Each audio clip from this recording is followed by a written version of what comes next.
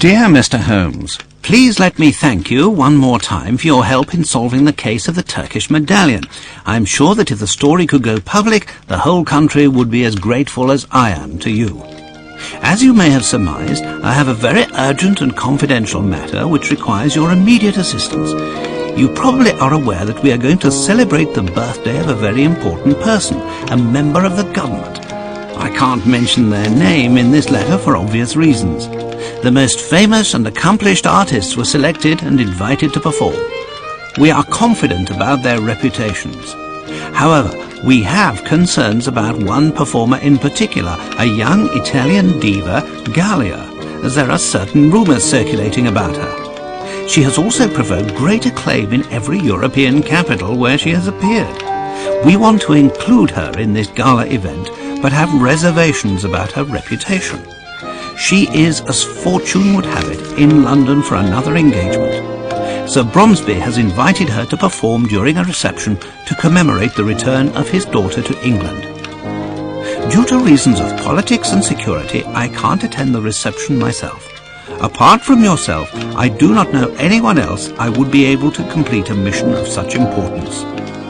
Together with this letter, I am sending 2 invitations, as I assumed your eminent colleague, Dr. Watson, would be accompanying you. A cab will arrive at 221B Baker Street at 8 p.m. to take you to Sherringford Hall. Even though I know that the prospect of attending a private concert given by perhaps the best voice in Europe is very attractive for a music lover like yourself, please allow nothing to distract you from this important mission. Yours sincerely, Lord Cavendish Smith. How can we refuse a mission of such importance? Appearances to the contrary, I believe that the future of the nation can depend on our presence. Are you with me? If the future of the nation depends upon our presence, Holmes, then you can count on me.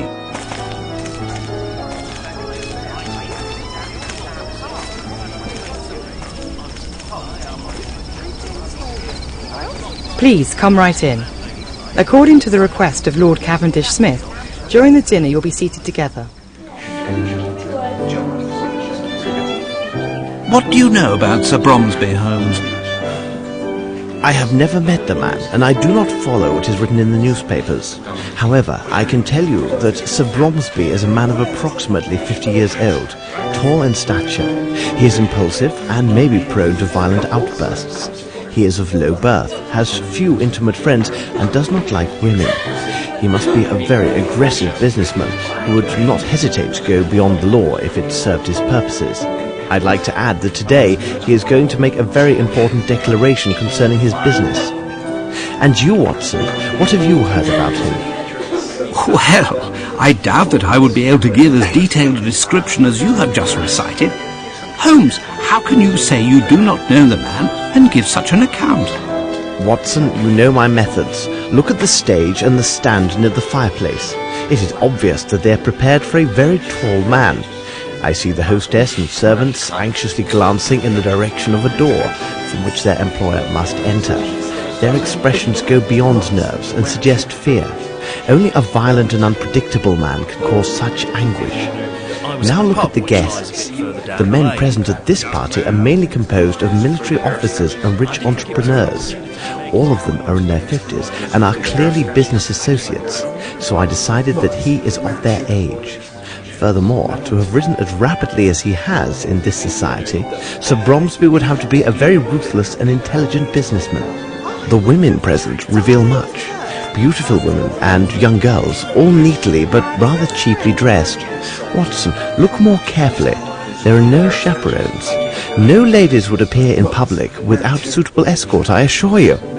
They stare at the youngest gentleman to find a convenient cavalier and cluck like chickens at the smallest idiocy. In short, a man who would invite only business associates and women of the lower classes to the birthday party of his only child must have few friends, rather poor taste in women, and little regard for his daughter. Another item of note, but not the least, observe that group of men speaking very quickly. It's a group of reporters armed with their notebooks gathered together now that the time of the address is coming. These are not the society reporters for the Times sent to cover a gala birthday party. These are the regular reporters who would come only to gain news about the future of the Bromsby Empire. I will conclude by saying that no man, except a lunatic, would accept such an arrangement of tables and furniture. Look quickly, Watson. I hear applause. Sir Bromsby is coming.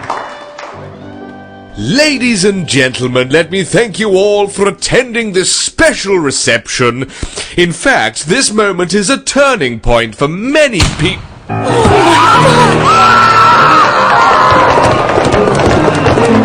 Watson, quick! Tell Miss Lambert not to allow anyone to leave and to send a man for the police immediately.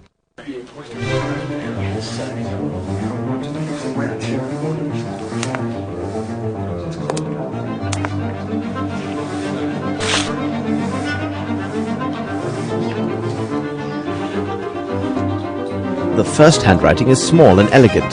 The second is hurried and forceful.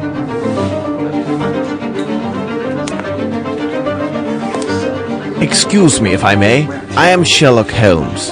What do you wish to know? I must ask, who are you? I am the doctor from the village near the hall. Is he still breathing? He died instantly. Where is the bullet? It's still in the body. I must obtain police authorization to extract it. Thanks, Doctor. Never mind.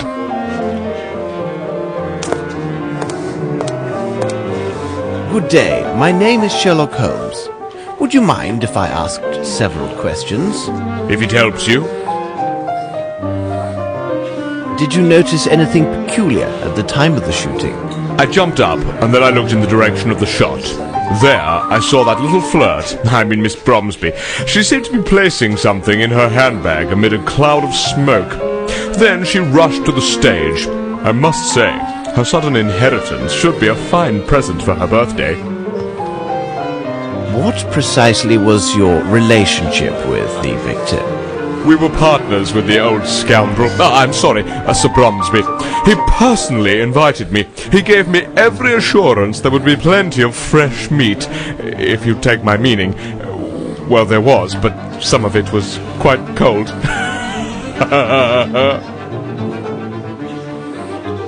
Were you an associate of the victim? Yes, he seems so much bigger when he's lying down rather than standing. Well, thank you very much.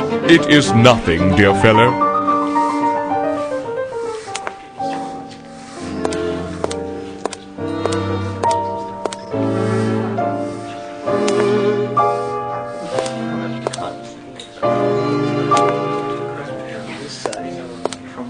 You do not seem the least bit alarmed. In India, I became quite familiar with the sound of gunshots. Therefore, their sudden occurrence does not alarm me as they would a woman or certain officers in attendance. Why didn't you intervene? It would have been of no use. Whoever he is, the man who did this is either a perfect shot or extremely lucky, because old Bromsby had no chance at all. Could you explain your presence at this reception? Bromsby sent me 2 invitations for myself and the wife. My wife has fainted due to the shock of these events. I do hope her condition will last a good while longer, so that I may toss off several glasses of this excellent sherry. Very well. Thank you. My pleasure.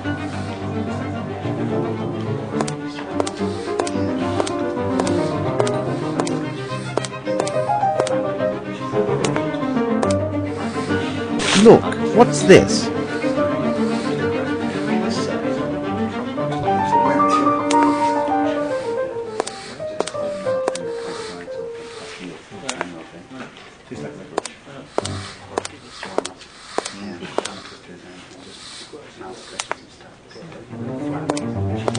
Excuse me, could you answer some questions? You're quite welcome.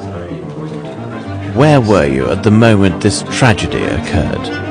Like all the servants, I was in the ballroom. 'Twas the special orders of the old crab. In my opinion, it was done in particular to have more people there to applaud him. Cunning old bird, wasn't he? What sort of man was Sir Bromsby? I mean, as an employer. Troublesome and bad-tempered. but he paid well. Are you personally at the service of the Bromsby family? Yes, there are 5 of us who serve in the Sherringford Hall. There are Mary and Sue, the maids, Carl, our chef, Lamb, Sir Bromsby's coachman, and myself. All the rest were brought in just for the reception. And where are the rest of the staff? Mary is cleaning downstairs. Sue went to comfort some little goose who had been crying bitterly. It's rather odd because it seemed to me she started crying before Sir Bromsby was shot. And the coachman? Lamb is at the main gate. Miss Lambert gave him specific instructions to throw out any reporters and ensure they do not re-enter the hall. However, it would not be good if he finds you've been asking questions here. Tell me, will my name appear in the newspaper? Thank you for your help. My pleasure, sir.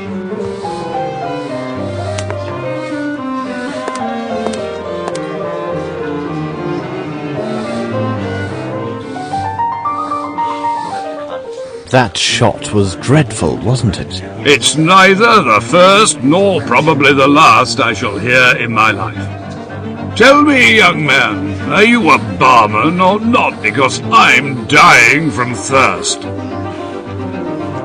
Did you have a personal relationship with Sir Bromsby? What impertinence! I will answer questions of this nature only if they issue from my superiors or the authorities, and you, sir, are neither of those.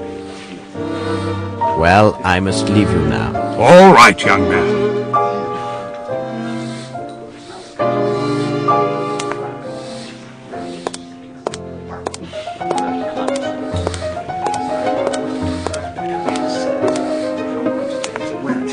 The handle is twisted down. It smells of gunpowder. Handsome armor.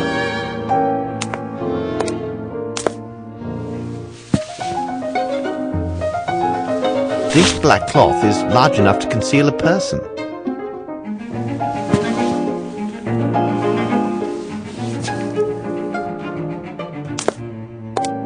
The trace of powder is located at 1 meter 65 from the surface.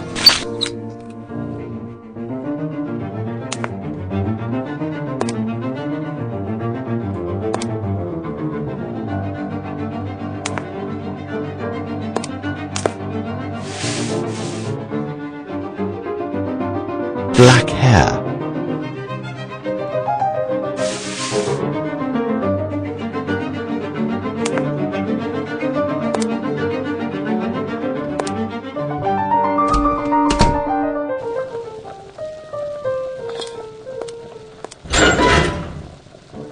This is diabolically heavy.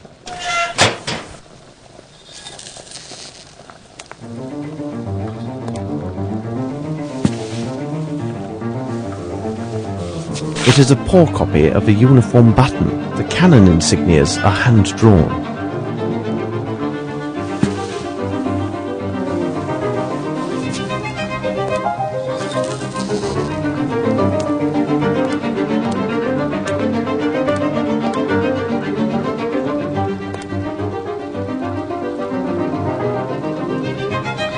May I help you? Hello? Are you aware of what has just happened? Yes, it seems that our master has got himself killed. Scott told me that much. On his daughter's birthday. And all these nice dishes. It took me so long to prepare them. What a disaster. How would you describe Sir Bromsby? Well, as an employer, he was not easily satisfied, always insisting on some Indian or French dish. That old fowlet put it into Sir Bromsby's head that this Frenchman prepared better meals than the English. He would have had my master eating frogs stuffed with snails if he could. A Frenchman? Yes, a squint-eyed Frenchman. That must be done like this, and this must be placed like that. Well, he may well be a connoisseur of fine cuisine and service, but of everything else, Miss Lambert dared not even contradict him about the tablecloth's colour, though Bromsby hated white and insisted on blue to match the colour of the daughter's eyes. And look how he placed the tables in the ballroom. I have never seen tables arranged in such a manner. The lid of your dustbin is quite heavy. It makes some noise, doesn't it? At least we know when somebody closes it. I was in the cellar, and I heard the lid closing a little before that, what you said was the shot. I heard it again right after, but that surely must have been Mary, our maid. You say it was Mary, the housemaid. How can you be sure? The first time I saw her with my own eyes, when she came to empty the rubbish. She cautioned me not to fall asleep in the storeroom. She always has something amusing to say. The second time, I didn't see her. I only heard the lid close. I will let you get back to your work. All right. Good night, sir.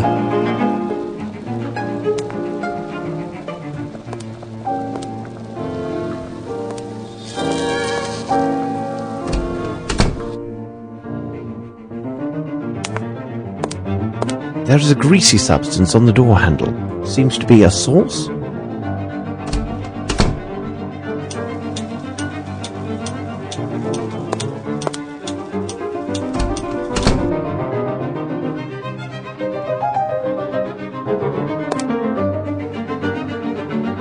It is a size 7.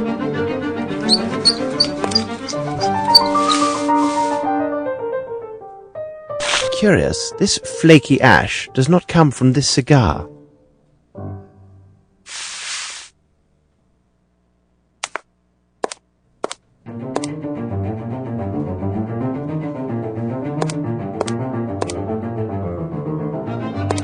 Look, what's this?